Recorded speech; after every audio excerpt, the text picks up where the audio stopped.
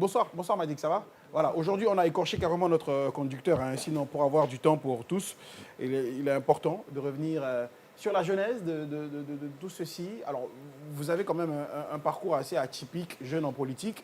Vous décidez aujourd'hui de créer le temple du CNRD.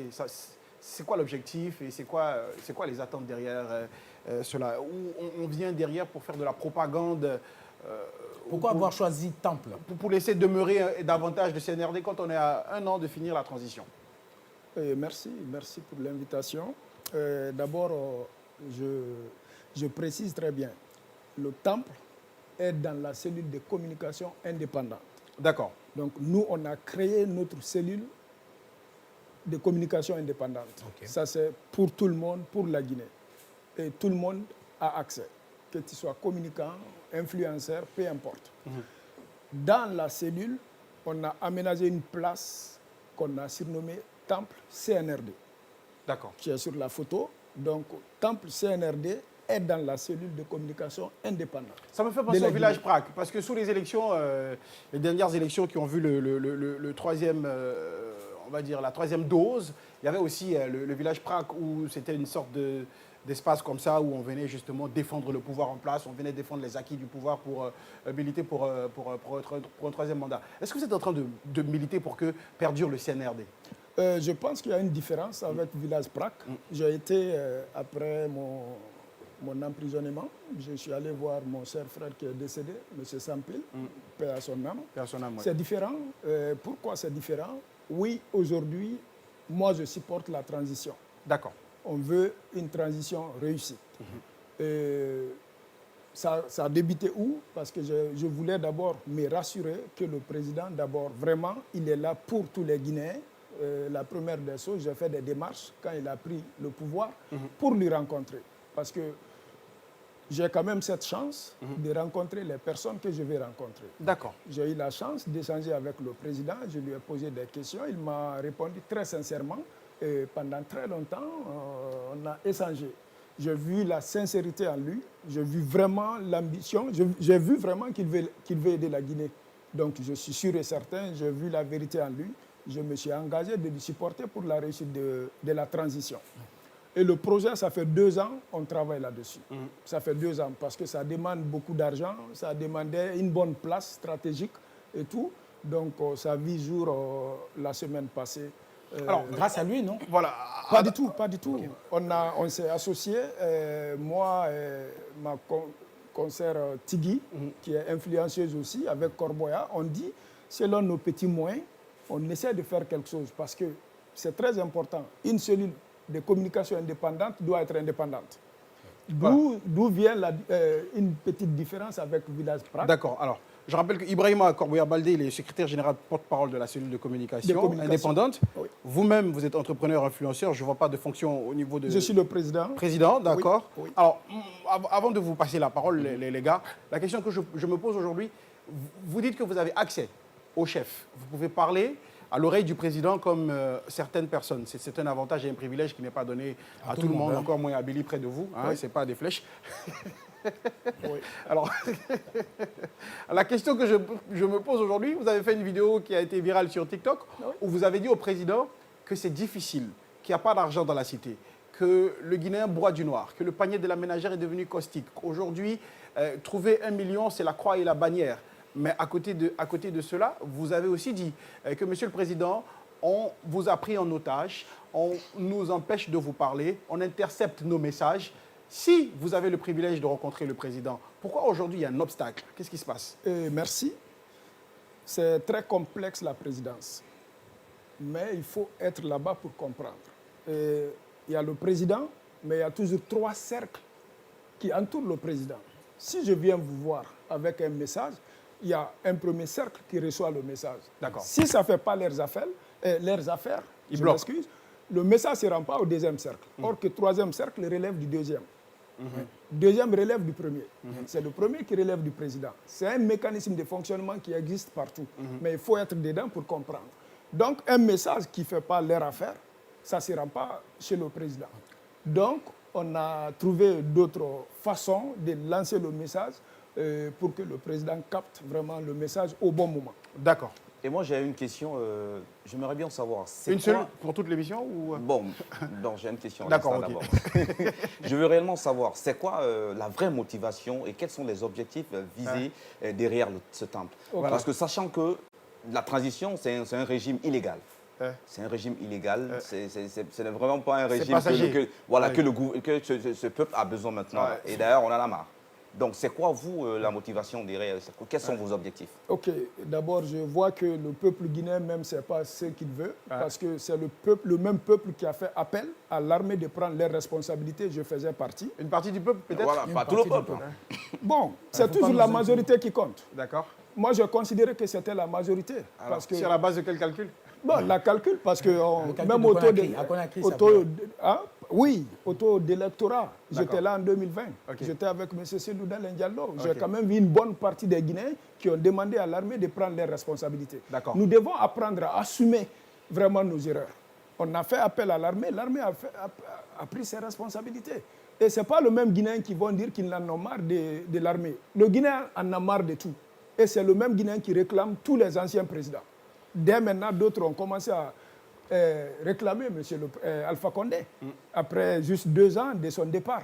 Et c'est les mêmes personnes qui se sont levées contre Alpha Condé. Nous devons nous-mêmes, comme il a dit tout à l'heure, assumer nos responsabilités.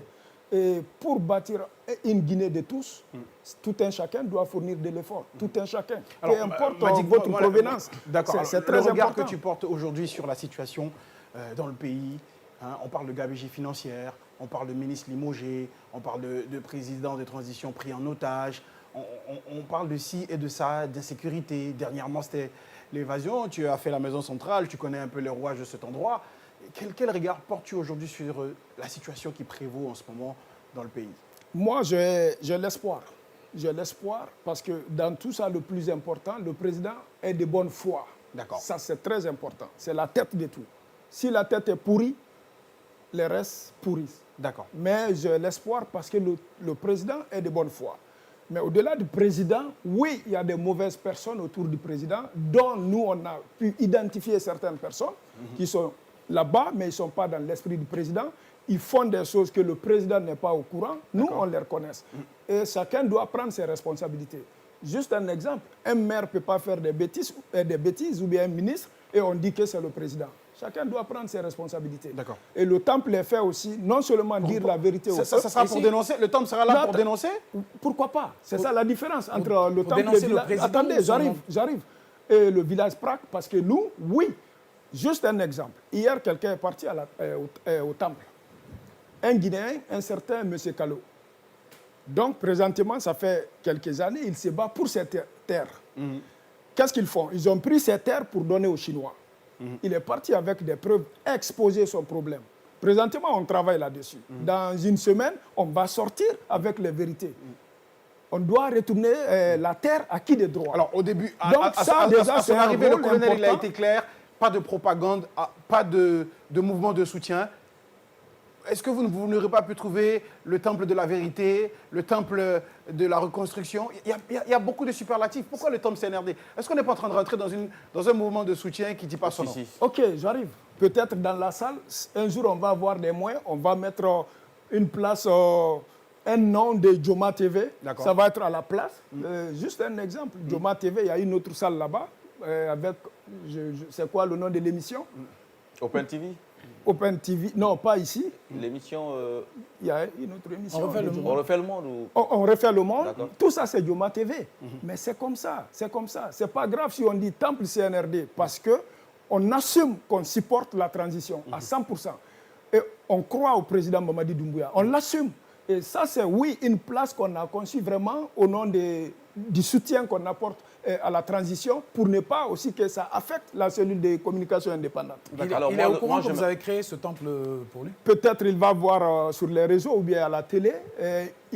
C'était une surprise pour tout le monde. Ok, donc le but est de dénoncer, non? Dénoncer et ce que son entourage fait spécifiquement. Le but Et de accompagner la transition? Non, le Et but, accompagner- attendez, le but d'abord, c'est ce qui arrange le pays. D'accord. Il y a quelque chose de très important.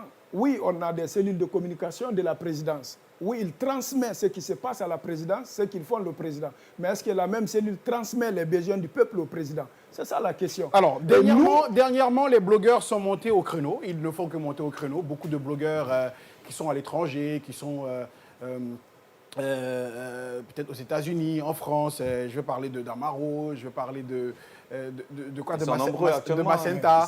Il y a plein de noms comme ça. Oui. Voilà. Alors, on aurait appris que la présidence aurait invité certains journalistes qui ont un ralent de communicants pour leur demander des explications sur les attaques, les nombreuses attaques des blogueurs, parce que simplement, la présidence trouve qu'il faut répondre à ces blogueurs-là. Est-ce que c'est dans le même esprit que le temple du CNRD vient se positionner pour pouvoir aussi être un fer de lance pour répondre aux attaques, aux nombreuses attaques des blogueurs? Pas du tout. Ça doit être une coïncidence. Ça n'a rien à voir avec le problème de la cellule de communication à la présidence. Nous, ça fait 2 ans déjà, on fait les démarches pour avoir ça. Le but, c'est d'être reconnu. Nous sommes des influenceurs. Benito de Macenta, ça m'est revenu. Oh. Excusez-moi. Voilà. Oui, nous sommes des influenceurs. Il y a des blogueurs parmi nous, etc. On veut être reconnu à l'Assemblée et par l'État. D'accord. Vous comprenez? Donc, on a décidé de faire des démarches comme ça et inviter toute personne qui se voit vraiment dans la communication. Ils sont les bienvenus. La preuve en est que toutes ces personnes-là, il y a des militants de tous les partis politiques de la Guinée. Je vous le dis, il y a les militants de tous les partis politiques. Après le passage du CNRD, le temple portera quel nom alors? Bonne question. Non, c'est une très bonne question. On a pensé à tout. Nous, on accompagne CNRD les pouvoirs en place, les différents pouvoirs en place. Ben pourquoi pas? D'accord. Pourquoi pas? Justement, on a un problème en Guinée. Un pouvoir en place, ok? Tous les Guinéens doivent supporter. Comme tous les Guinéens ont le droit de s'opposer. Et ceux qui s'opposent au pouvoir, ce n'est pas des ennemis.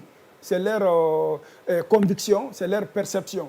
On ne doit pas les combattre. C'est de les convaincre, les revenir à la raison. Ou peut-être même d'autres ont raison, c'est de donner leur raison. C'est très important. Quand même, nous sommes tous des Guinéens. Alors, moi, j'ai un message sur le live streaming qui dit ceci. Il est de Abdoulaye Eto Keïta. Bonsoir Open TV Show. Moi, c'est Abdoulaye Keïta. Mon avis est que le temple du CNRD relève d'une démagogie et d'un moyen de quémander de l'argent au chef de l'État. Ces hommes, c'est vraiment triste pour mon pays. Est-ce que justement, bon, moi, je vais peut-être reformuler ça. Est-ce que si justement, en dessous, on a des soutiens de l'exécutif, le message qu'on va transmettre, il sera pas tronqué. Parce que si vous êtes soutenu et que derrière, c'est le président qui donne de l'argent pour entretenir la cellule ou le temple, pas du tout. On ne peut pas dire la vérité au président. Je travaille. J'ai mes petits moyens quand même. Non, mais ça n'empêche pas qu'on puisse soutenir. Non, attendez. Le temple, il y a un personnel. Et on n'est jamais satisfait. Il y a du matériel à payer. Attendez. Les caméras, les micros. Attendez. Il faut vivre. Je suis d'accord. Comment vous faites? Non, je suis d'accord. Oui, j'ai ma petite entreprise. Je vis bien avant la mise en place de ça. Je vivais. Bien avant ça, je fais mes petites réalisations. Ça n'a rien à voir. Et je vais te dire, il y a quelque chose de très important en Guinée. Il y a toujours les éternels insatisfaits. Il y a des Guinéens, quoi qu'il arrive, et ils vont trouver un défaut. Et je vais te dire, la plupart du temps, c'est des personnes qui n'arrivent pas à réaliser ce que tu fais, ils vont saboter. La Guinée, c'est ça. On se connaît dans ces pays-là. Quand même, moi, je suis très fier d'avoir donc le financement parmi les membres qui sera participatif, c'est ça? Vous allez mettre de l'argent pour entretenir... Pourquoi pas? D'accord. C'est pour la patrie. Alors moi, j'ai justement un problème par rapport au mot accompagnement. J'aimerais bien savoir quelle est la nature de votre accompagnement. Est-ce que vous voulez accompagner le CNRD dans leur ambition ou bien vous voulez les accompagner, faire en sorte qu'ils ne se détournent pas du chemin qui mène vers l'ordre constitutionnel? Parce que ça, c'est très important aujourd'hui. Ils sont en train de durer au pouvoir. Jusque-là, non, ils sont dans leur délai. Ils sont dans leur délai. Calme-toi. Tout ce qui va on les accompagne dans tout ce qui va dans l'intérêt de la nation. On est dans le délai de la transition. Faut pas... Ok, vous aviez dit tout à l'heure que vous êtes entretenu avec le colonel Doumbouya et que son discours vous a convaincu. Or, auparavant, vous avez eu à prendre attache avec pas mal de avec un président et un grand leader de la place que nous connaissons. Je n'ai pas bien compris. Je dis, à un moment, vous avez dit que vous avez eu un entretien avec le colonel Doumbouya, au cours duquel vous avez eu satisfaction de sa vision des choses. Or, auparavant, vous avez côtoyé Alpha Condé. Politiquement? Politiquement, oui. Non. C'est Loudalin? Oui. Alors, bon, maintenant, qu'est-ce qui s'est passé? Est-ce que vous n'allez pas être déçu comme vous avez peut-être été déçu de Cellou Dalein? Je vous ai jamais dit que j'ai été déçu de Cellou Dalein. Non, parce que le temple pouvait porter son nom. Le temple pouvait porter son nom, par Pour un nom de qui? l'UFDG. UFDG est dans l'opposition. Comme moi, je peux être dans l'opposition. Ce n'est pas UFDG qui gère la Guinée. Quelle est la position de Madi? Attendez, c'est CNRD qui gère la Guinée. Nous, on se bat pour la Guinée. On ne se bat pas pour un parti politique. C'est très important. On se bat pour la Guinée. UFDG fait quelque chose qui fait l'affaire de la Guinée, on va supporter, on va soutenir. Est-ce que vous comprenez? C'est ça la différence. On soutient la Guinée, pas un parti politique. Donc aujourd'hui, tous les militants des différents partis politiques, comme vous le dites, vous-même issus du FDG, vous avez décidé de vous mettre ensemble pour aider la transition. Ben oui. D'accord. Oui. Malgré les bisbilles aujourd'hui qu'a votre leader avec la transition. Quel leader? Cellou Dalein. Ah, mais j'ai quitté dans l'UFDG il y a longtemps. J'ai quitté il y a longtemps. Donc aujourd'hui, on est en indépendant. Oui, très indépendant. D'accord. Oui, et si on était coopté, qui sait, par la transition? C'est-à-dire? Si la transition a besoin de toi et qu'un décret Ou bien, pour toi. ou bien que la transition déciderait de faire de ce temple sa seconde cellule de communication, par exemple. Par exemple. Non, là, déjà, nous sommes une cellule de communication indépendante. Hein. Ils veulent faire ça. N'importe quelle personne peut venir vers nous. On a nos conditions, on a nos principes, nos valeurs. C'est très important. Okay. Ce n'est pas grave, ils vont venir, mais on a nos valeurs, nos principes. C'est très important. Et c'est pour la Guinée. Mais les gens vont voir. Tu ne peux pas installer le temple et puis le lendemain, tu fais une vidéo que ça ne va pas. D'accord. Bon, d'accord. À ce niveau-là, justement, j'ai posé la question tout à l'heure.